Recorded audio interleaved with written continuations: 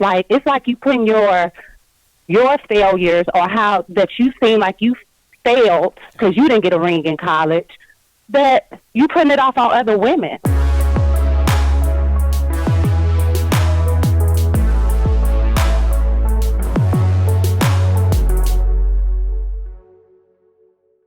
All right.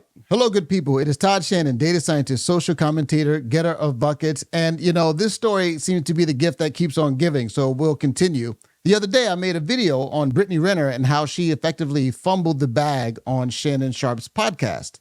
The main idea here is that women who debase themselves through promiscuity and generally low-class lifestyles are not really wife material. Furthermore, they need to think of their mating life cycle much like a professional athlete does, recognizing that there is a very short window to realize motherhood and family in the traditional sense, that is, to get married and have babies. Now, Eboni K Williams has been in the headlines as of late, effectively confirming exactly what I said with respect to the timeline of a female's mating life cycle. The reality is that our marriage and partnership market value is depreciating with every passing year. No matter how good we look, no matter how fit we are, men are still seeing primarily our presumed dwindling fertility as a knock against us. So here's my advice. If you are a young Black woman in college and you know in your heart and in your head that you want to prioritize family, I suggest that you simultaneously pursue that MRS degree right along with that BA or JD. Because the handful of Black college-age men that actually do desire to get married soon, and they do share that value system, and family is a priority for them too, y'all, that is an incredibly small pool, and it's shrinking as you get older. And by the time you reach my age, 40, you will be faced with different choices relating to life partnership and motherhood. She said in very clear terms that if a woman wants to get married, she needs to prioritize that during or shortly thereafter her college years. And this is, of course, exactly correct. Eboni Williams would know because she herself has quite spectacularly fumbled the bag by putting off family and motherhood to increase her boss chick quotient, I suppose.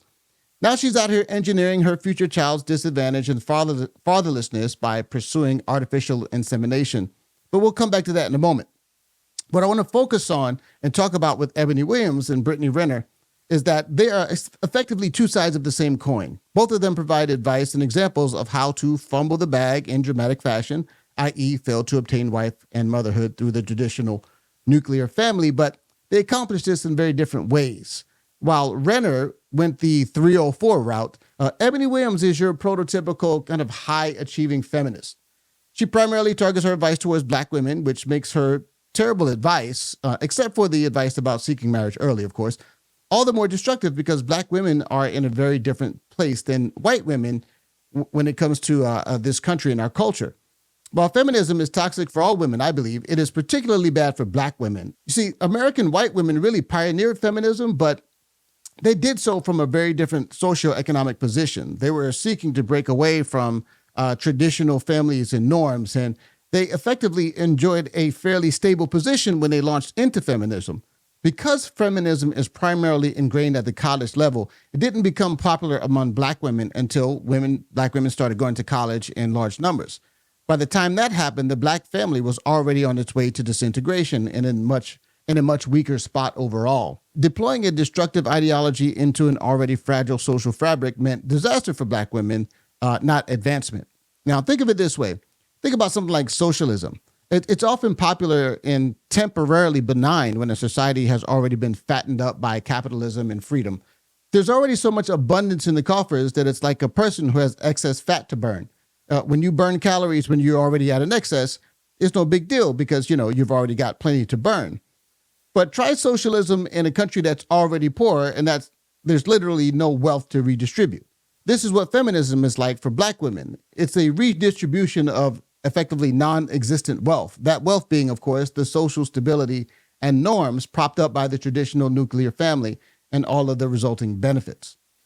During this interview she had on The Breakfast Club, she was confronted by another Black woman who was, in her own right, really making a kind of a silly point, but she was accidentally correct in this one observation where she said that Eboni Williams had failed at marriage. And because she had failed at marriage, she was effectively putting her burdens on other Black women. Now, she claims that she didn't fail because she voluntarily ended the marriage and it was her choice, but it isn't clear to me why that means that she didn't fail at it. I mean, either she picked the wrong man or she herself wasn't the type of person who was marriage material. And now at age 40, realizing how spectacularly she has fumbled the bag, she is in the process of treating her future child effectively like a pet, pretending that her wealth and career success somehow makes her qualified to fill the role of a father. By pursuing voluntary single motherhood, she's not really thinking about what the child needs, but only what she wants specifically. And every child needs their father. Again, these are clear and obvious markers of feminism. The sad thing about modern feminism is that it's caused modern women to seek self-actualization outside of the family, primarily because they think that's what men have done for time immemorial. This, to me, is the saddest part of it all because it isn't even true. And it's further proof that feminism turns first-rate women into second-rate men. Modern women take some weird pride in how much money they make and how far they advance in their careers, as if those things meant something in and of themselves. For them, work outside the home is a means to self-actualization. They kind of become, in a sense, their work. And while the modern feminist thinks this is how men have been doing things for centuries, the truth is that men have always sought success outside the home for the purpose of providing for their families, not instead of them.